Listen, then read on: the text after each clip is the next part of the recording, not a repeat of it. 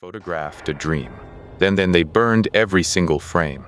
It was 1972, in a basement lab at the University of Glasgow. The air smelled of ozone and old coffee, the kind that had been sitting on a hot plate for hours, bitter and burnt.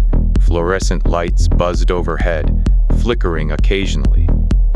3 researchers huddled around a flickering monitor, watching shapes emerge from static, not random noise, not artifacts. Recognizable shapes, exactly what the subject had been thinking about. Here's the thing, the images weren't blurry guesses. They were clear enough to identify a house, a face, even a handwritten word. And the device producing them wasn't some futuristic scanner. It was a modified electroencephalograph and EEG machine, the same kind hospitals used to measure brainwaves. Only this one didn't just record spikes on paper. It turned those spikes into pictures. The lead researcher, Dr. MacLeod, had spent 5 years building the system. 5 years of late nights, failed prototypes, and grant applications that went nowhere. He called it Project Echo. The name wasn't poetic, it was literal. He believed the brain didn't just generate thoughts, it echoed them outward in patterns of electrical activity that could be captured and translated back into images. And for one brief moment in that basement, it worked. But wait, if it worked, why have you never heard of it? Because 3 months after the first successful test, every photograph, every negative, every print was destroyed. The lab was dismantled. MacLeod was forced out of academia.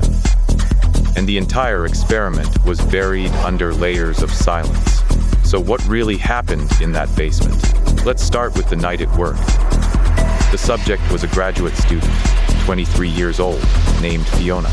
She sat in a soundproof booth, electrodes pasted to her scalp with conductive gel that felt cold against her skin. The machine hummed a low, persistent drone that vibrated in the chest. On the monitor, static swirled like fog rolling over hills. Then, slowly, a shape emerged, a house. Not just any house. Fiona's childhood home, the one she'd described in detail just minutes before.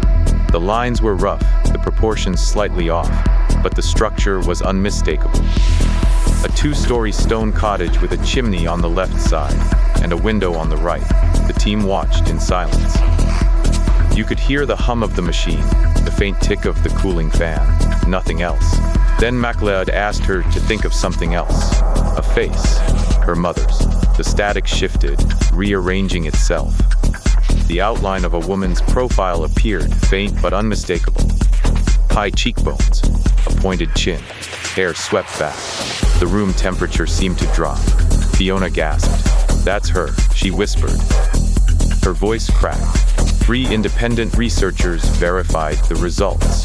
One was a physicist from Edinburgh, another, a neurologist from London. They ran the tests blind, no one told them what the subjects were thinking. And yet, the images matched. Not perfectly, but close enough to rule out chance. The physicist reportedly sat in his chair for a full minute after the final test, staring at the monitor, saying nothing. So why wasn't this front-page news? Because the scientific establishment didn't just doubt it, they ridiculed it. A paper published in Nature called the results statistically improbable, bordering on impossible. Another dismissed it as technological charlatanism. The backlash wasn't just academic. It was personal. MacLeod's funding was cut. His colleagues distanced themselves. Letters went unanswered. Conference invitations dried up. Within 2 years, he left the university. No one would hire him. And here's the kicker. The images weren't just destroyed. They were burned. In a metal drum behind the lab, under the watch of university security. Every frame, every negative, every backup. The smell of burning chemicals hung in the air for hours. Why? Officially, the university said the project was ethically compromised. Unofficially, whispers suggested something darker. That the images were too accurate, too real. That they proved something institutions weren't ready to accept, that thoughts weren't just abstract. They were physical, visible, recordable. But here's where it gets stranger. Decades later, in the 2000s, scientists began replicating the idea, not with EEG, with fMRI machines and artificial intelligence. In 2011, a team at the University of California reconstructed crude images from brain activity. In 2020, researchers at Kyoto University did the same this time with faces. The results weren't perfect, but they were eerily similar to what MacLeod's team had captured in 1972. And yet, no one mentioned Project Echo. No citations, no acknowledgements, as if it never happened. So what are we left with? A basement lab, a handful of witnesses, a stack of burned photographs, and a question that won't go away. If the brain's echoes can be photographed, what else are we missing? Because the most important science isn't the science they teach you, it's the science they tried to erase.